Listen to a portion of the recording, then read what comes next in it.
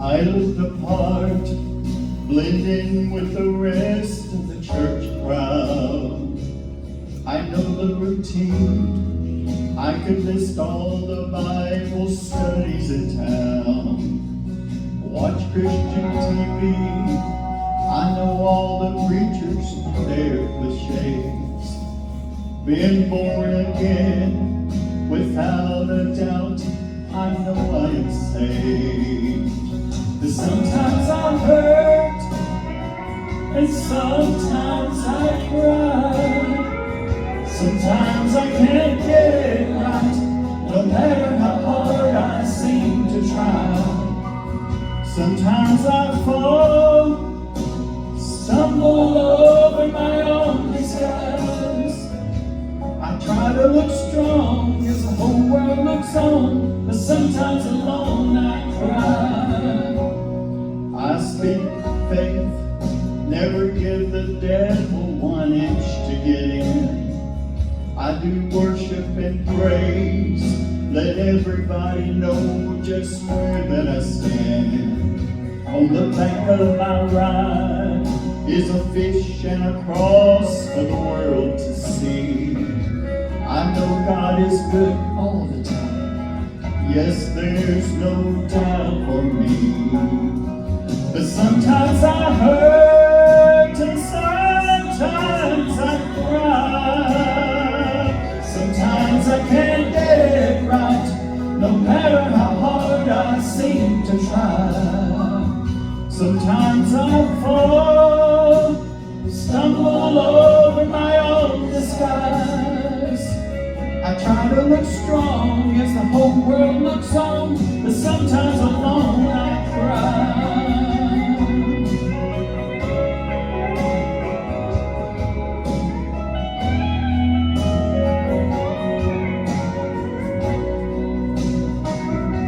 Sometimes I fall down, stumble over my own disguise. I try to look strong as the whole world looks on, but sometimes alone I cry. I try to look strong as the whole world looks on, but sometimes alone I cry.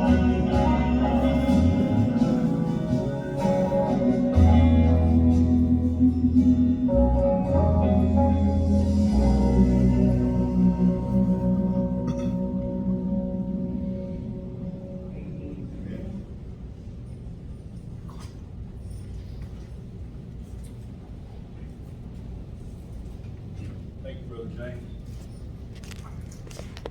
The title of my message this morning is Endurance. If you would turn your Bibles to Hebrews 12.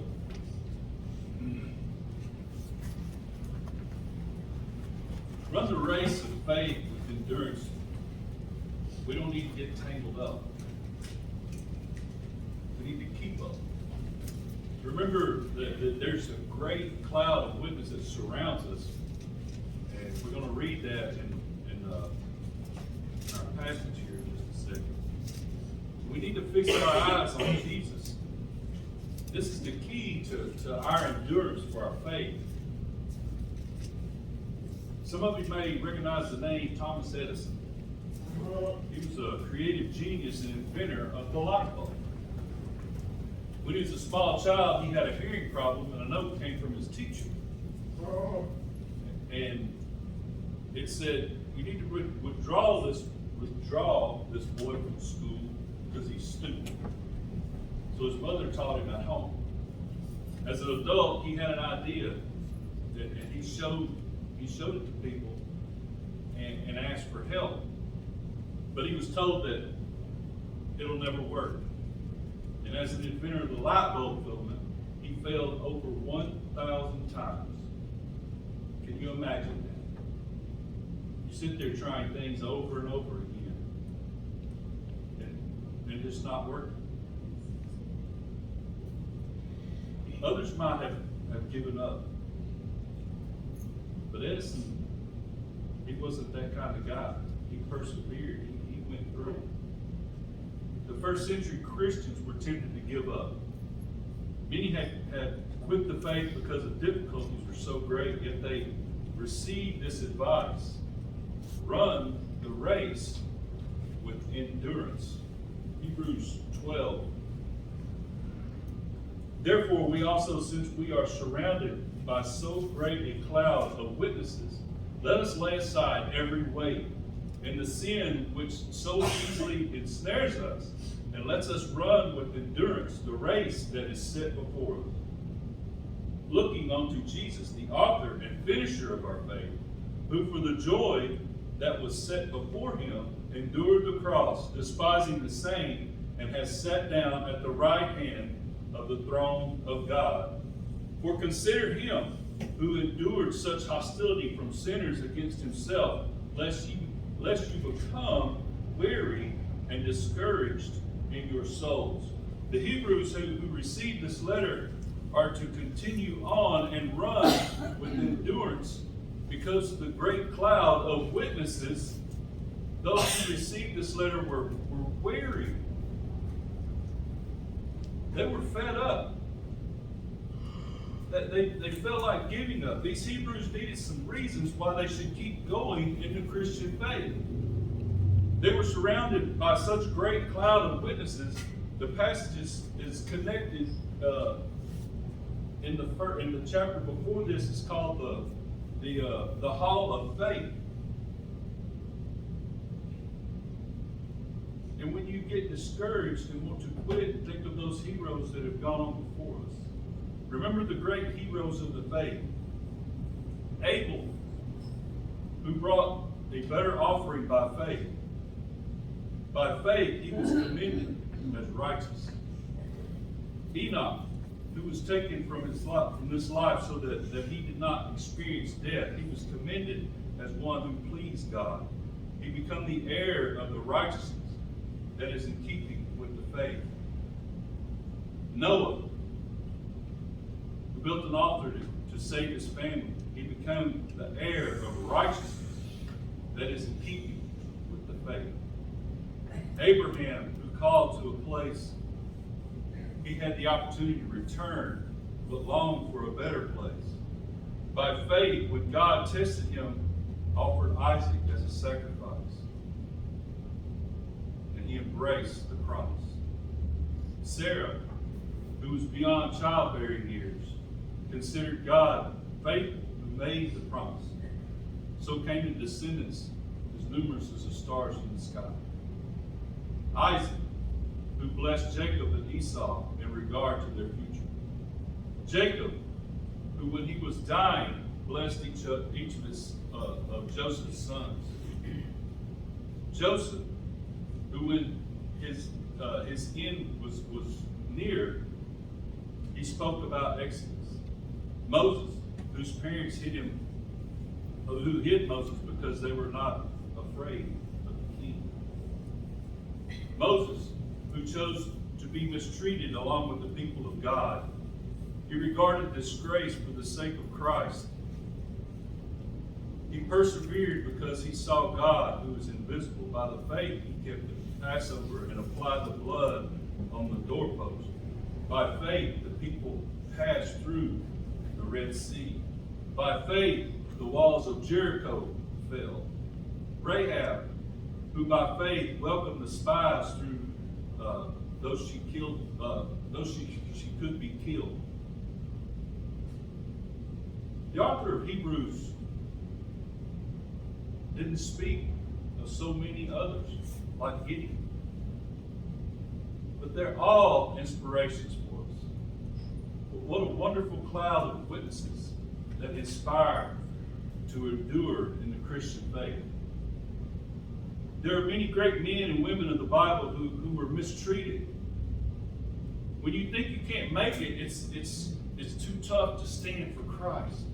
In a world that's against biblical faith and reveres what is wrong rather than what is right. Think of the persecution of the early Christians who received the letter of the Hebrews and persevered. We're surrounded by a cloud of witnesses. me to endure this run. Throw off everything that entangles you. The analogy here is running a race. Like a marathon race, you don't want to take anything along with you that's going to weigh you down. You might have to do some training. You might even run with a weight vest. But never in a real marathon. The idea is literally to lay aside every weight. You don't want to carry extra weight. Runners might even need to cut a little poundage before they run a race. Why carry it along? If someone is a long distance runner, there's going to be some lifestyle changes. Be ready to run the race of your Christian life. The analogy for us is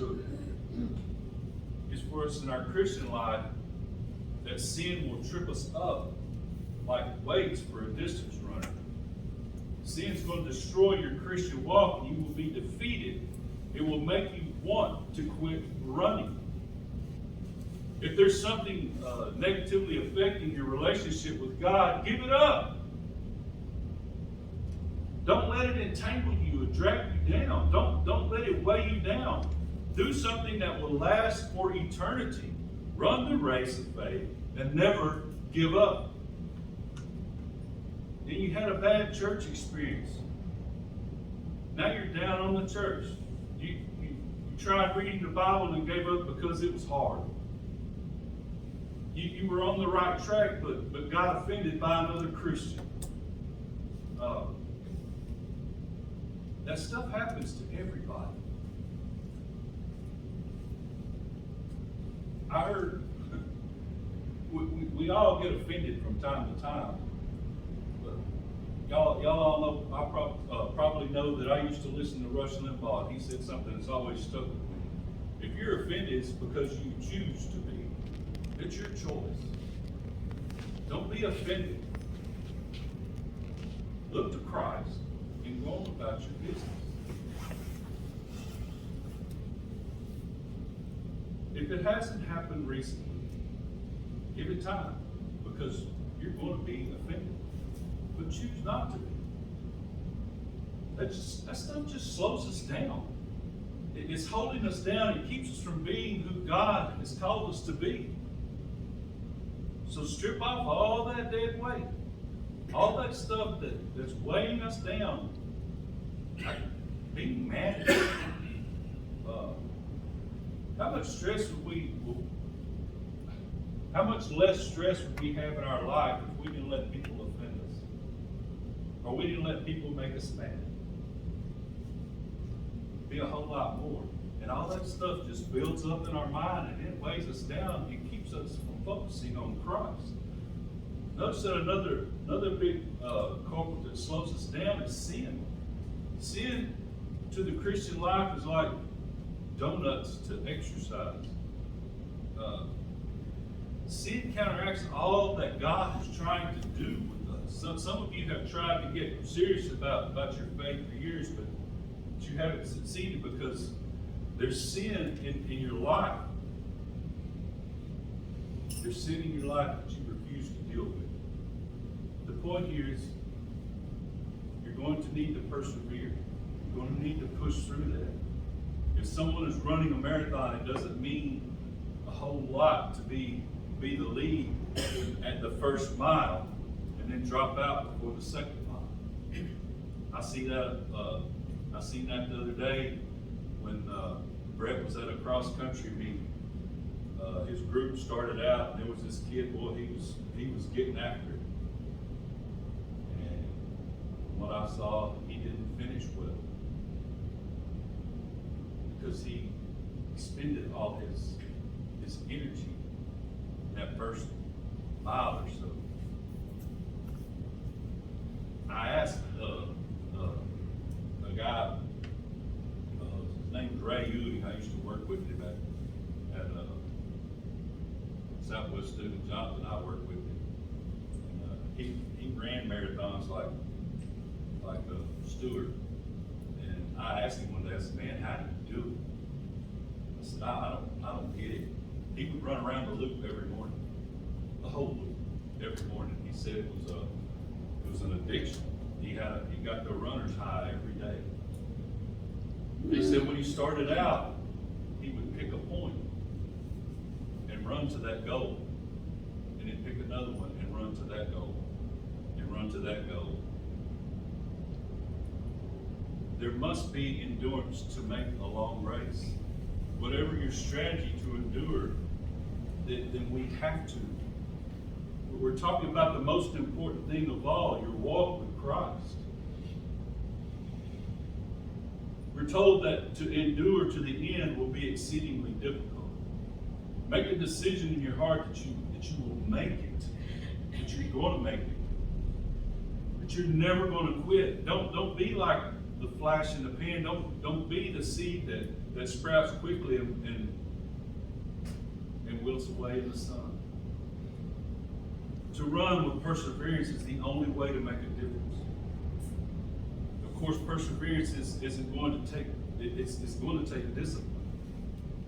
We're talking about your relationship with God, not running a race. It's extremely important. And this is what counts in life. Don't get tangled up. Run with endurance. Keep up.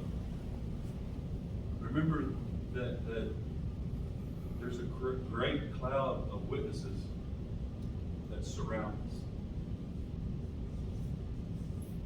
In a race, there's a start and a finish, and to finish that race, you have to consider the distance. The time it's going to take, and how much you will need to train. No right-thinking person would even attempt to run a race without being in shape. If you don't have the endurance, you can't finish. You will fail miserably. The writer of Hebrews calls Christians a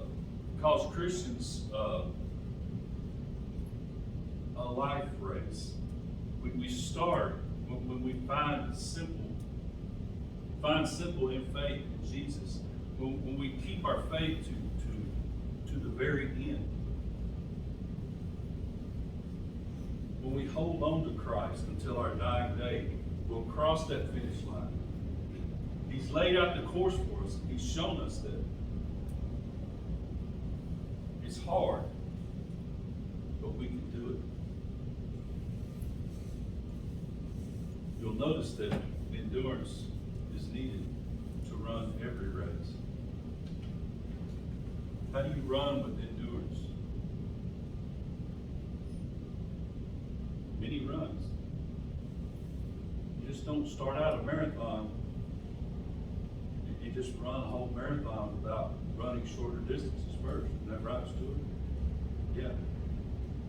You're not going to go out there and run a 10K if you've never run before. I might make it to the door where Lee's sitting back there. That'd be about it. If you're a couch potato living on a steady diet of bing dongs and you suddenly get the urge to run a marathon, you know what? You're going to fail. I can guarantee it. You don't have the stamina. You don't have the strength. You don't have the training to make that kind of distance. There's a lot of running for someone who hasn't put the miles in. Some of you love the idea of finishing strong, but your spiritual training is sorely lacking. We become a strong, enduring Christian by enduring many trials, setbacks, temptations, and challenges. We learn endurance by spending time in God's Word. We get stronger by spending time in God's presence in prayer.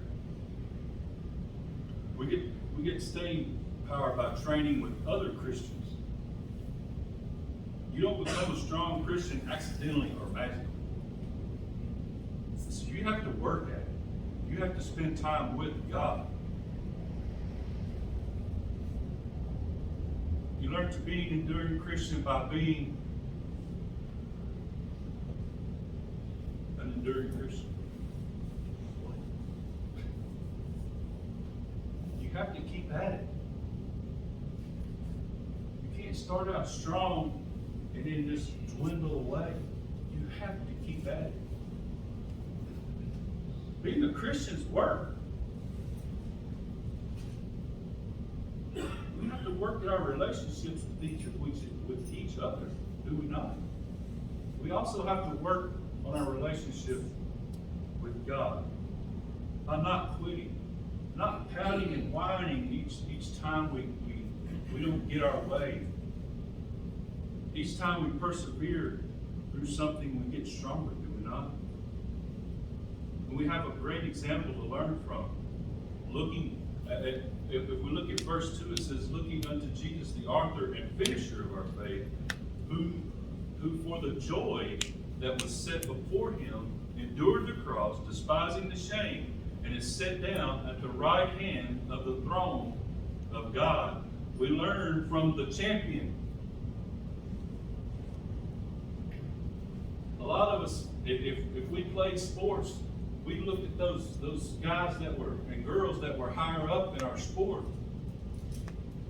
and saw how they trained and how they made it through the difficult times in their sport.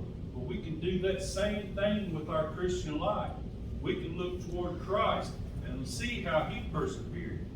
If our goal is endurance, we have no better example than Jesus. The one that we're following is the champion of endurance. Do you understand that all that Jesus endured? Public humiliation and shame. How many of us would stand up during that? How many of us would hold our head up if we were paraded through a town and spit upon and things thrown at us and we were cursed at? How many of us would stand up during that? Just give up. He endured hostility from sinful people. Notice how he endured. He had his eye on the finish line. Jesus knew where he was going to end up. It says that he endured the cross knowing that there was joy awaiting him. He endured that humiliation knowing that he was headed to a place of honor at God's right hand. And that's why he is called our champion. He finished strong. So many of our people quit before they get to the finish line. And I can't do it. I'm tired. I'm angry. I've tried and I've failed. It's too hard. You haven't died, have you? Jesus did. As bad as you think you might have it, it could be worse. If Jesus could patiently endure, knowing that something better was ahead, then so can we. If Jesus can put up with the suffering with hostile people, with humiliation, then so can we. He died a terrible death by keeping his eyes on the finish line. So let's fix our eyes upon him. This is the key to our endurance. I'm not too sure where the incredible endurance of Thomas Edison came from to fail 1,000 times. I got to tell you, I don't know if I'd have made it putting things in between two wires and testing them 1,000 times. But I'm sure what is the key to your endurance is to fix your eyes upon Jesus. The most distance races have a hill named Heartbreak Hill. In the Boston Marathon, Heartbreak Hill is 20 miles into the race. That's where fans go to encourage the runners, because Heartbreak Hill is the place many would think about quitting. But it's close enough to know the goal is just beyond the hill. It's the motivation to keep running. Jesus is the author and finisher of our faith. Our Christian life began when we placed our faith in Jesus Christ. We asked his death on the cross to count for us. Jesus died for us just for the unjust, so that we could be closer to God. He's the author of our faith. He's the finisher of our faith. He's the finish line we're supposed to be looking to. The most important part of our endurance is that we never take our eyes off of him, because he's the prize. It will be Jesus that will bring the work he began to completion. Consider what he endured. When you get tired and discouraged, the race of faith,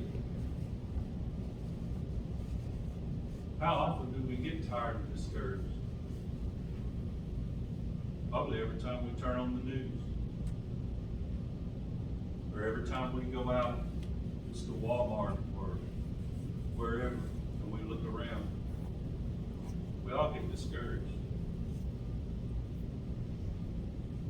But we need to remember what Christ went through, because it's a lot more than we go through every day. Jesus endured the cross and the shame of the cross. Jesus endured the cross knowing that the joy he was going to bring through his suffering. Consider the cross when you start to grow weary and you get disheartened. Jesus endured the cross for us. Anything we endure for his sake is less. To think that Jesus was spit upon, mocked, hit with a fist, hung shamefully on the cross, and he did nothing wrong. The King of Kings endured the shame of the cross. The author of life died to pay the penalty that belonged to each one of us. Let what Jesus endured encourage you to keep running. Let that take over your heartbreak. You may feel like you failed 1,000 times, but man, don't give up. What you need to do is to fix your eyes upon Christ. Therefore, run the race with endurance. One of my favorite verses in the Bible is 1 Corinthians 4:24 says, "Know ye not that which run the race run all, but one receiveth the prize. So run that ye may obtain." Are you running so that you can obtain the prize? Or are you just that couch potato that's decided it's too hard and you're still sitting on the couch eating ding dongs? I hope that isn't you today. I hope that you're running this race with the goal in mind, and that is heaven. Run so that you can receive the ultimate prize. If you're running a race but you seem to be going in the wrong direction, seek Jesus. He's the one that'll get you turned around and headed in the right direction. With all the rest of the faithful Christians. Listen, guys, we need to encourage each other in our race. It's called the Christian life. We need to help each other in that. And if you're here today and you don't know Christ as your personal Savior, listen, today's the day of salvation. Get in the race. The invitation's always open. We're going to have a time of invitation here, but it's always open. I'm going to ask Brother James to come and Miss Christie.